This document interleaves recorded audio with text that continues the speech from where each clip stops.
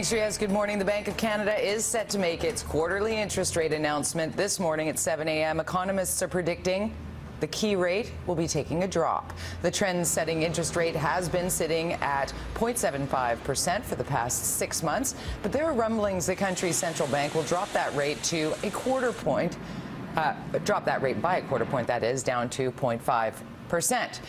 Experts say the cut is needed to jumpstart the slumping economy. Amid speculation, Canada may have slipped into a recession in the first half of this year.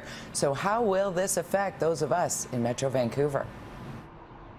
There's no immediate indication of weakness in Vancouver, so a rate cut would probably just lead to yet more excitement in the market. I think absent a rate cut, I don't think we're likely to see steep price declines, but you got to keep your eye on China, and generally there's just a lot of volatility in prices here. UBC is adding extra security after complaints of a peeping Tom on campus. Greg Harper joins us live from the Totem Park residence with more. Greg?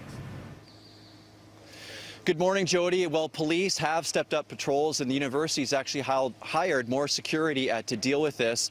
There have been at least 5 reported incidents of a man spying on partially clothed young women here on campus, here at the Totem Park residences, and at the Vanier dorms as well. In some cases, the suspect has made his way into the shower and washroom areas. And in the latest incident, the intruder crawled into bed with a young woman.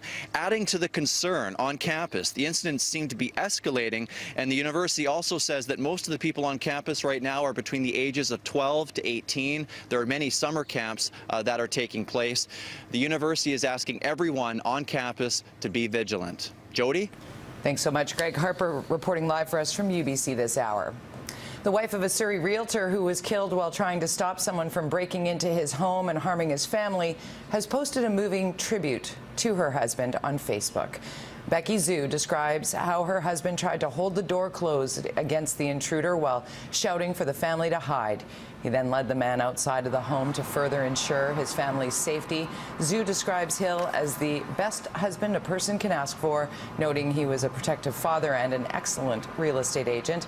22-year-old Corey Lamar Green is charged with second-degree murder and made his first court appearance yesterday. Green is known to police and has been arrested for break-and-enter before.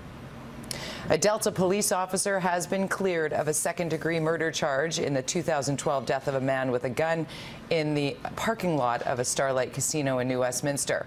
The Criminal Justice Branch says the charge against Constable Jordan McWilliams has been stayed. It comes after extensive witness interviews and evidence that no longer support the charge. After a lengthy 5-hour standoff at the casino, a man was shot and killed after refusing to drop his weapon. 2 senior executives have been fired from Translink just days after the results of Metro Vancouver's transit plebiscite were released. Doug Kelsey and Bob Padden are no longer with the organization. Kelsey is being replaced, but Padden's position has been eliminated to save money. Interim CEO Doug Allen will also be leaving the organization when his contract ends next month. His duties will be taken over by the company's chief financial officer until a new leader can be found. There have been calls to change the governance at Translink following the plebiscite, but the province is still refusing to step in. I'm making no commitments today with respect to additional legislation. I want to remind folks, including the mayors, that it was only about a year ago that we actually made some pretty significant changes to the governance of Translink, including the creation of 2 spots on the Translink board for the mayors. When the public voted down that tax increase last month, I sent a message to Translink. We want to change. The way you're doing business now doesn't work, so fix it. And I think this is the first step towards that.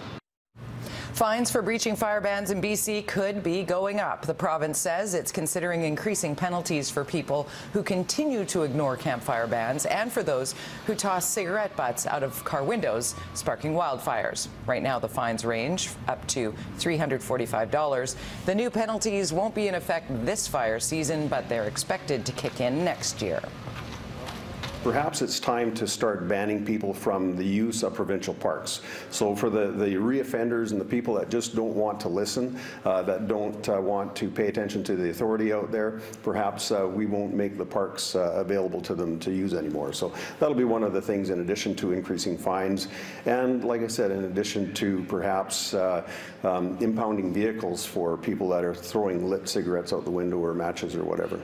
We need to be diligent because typically this is just the beginning of wildfire season.